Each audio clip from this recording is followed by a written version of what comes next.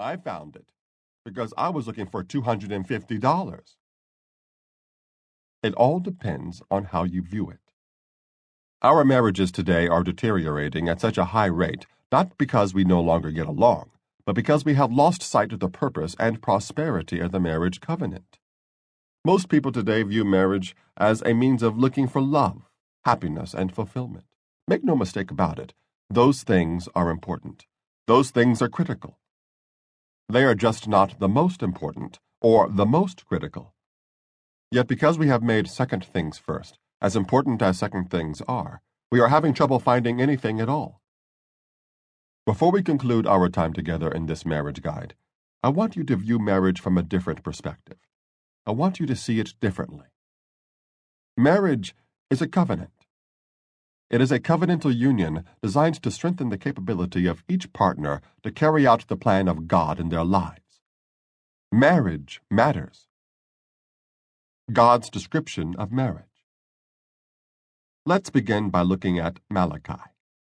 In the book of Malachi, God is complaining against his people because they have wandered away from him. They have taken a detour from God's plan for their lives.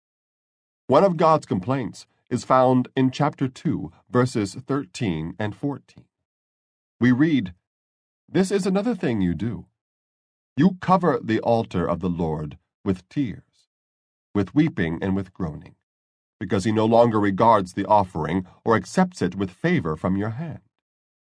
Yet you say, 'For what reason?' Because the Lord has been a witness between you and the wife of your youth, against whom you have dealt treacherously, though she is your companion and your wife by covenant." Did you catch that? The passage specifically identifies marriage as a covenant. The term covenant used to be regularly attached to the concept of marriage. The word has gotten lost in our contemporary language, but it is the biblical description of marriage used throughout Scripture. The problems come when we don't realize that marriage is a covenant, nor do we know what a covenant is. Because if we do not know what a covenant is, then we do not know what we are supposed to have, develop, or protect over time. It's like trying to hit a bullseye without a target. For most people, a covenant is simply some sort of formal contractual arrangement. While this is true about the nature of a covenant is also much more than that. In the Bible, a covenant is a spiritually binding relationship between God and his people, inclusive of certain agreements, conditions, benefits, and effects.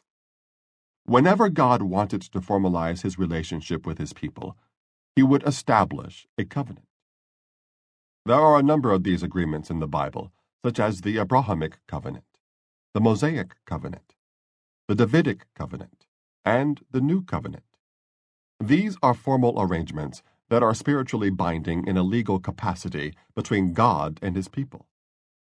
Marriage is another form of a covenant that God has established. What we are going to do throughout this and the remaining chapters is to delve deeper into the purpose and practical aspects of marriage, as well as the three fundamental facets that make up a covenant: transcendence, hierarchy, and ethics. If you can grab, own, and apply these truths in your life, you will have a God-centered perspective on marriage that can impact not only the rest of your life, but future generations to come. First covenant facet: transcendence. The first facet of a covenant is a big theological word called transcendence. We'll cover the other two facets, hierarchy and ethics, in later chapters. Transcendence simply means that God is in charge. Covenants are both initiated and ruled by God. Now, that might seem like an obvious statement and one that we don't need to spend too much time on, but transcendence is a key principle in a covenant. In order for a covenant to successfully function, carrying with it both the benefits and security that a covenant supplies, it has to be set up according to God's expectations and regulations. Covenants can never operate without the ongoing involvement of God.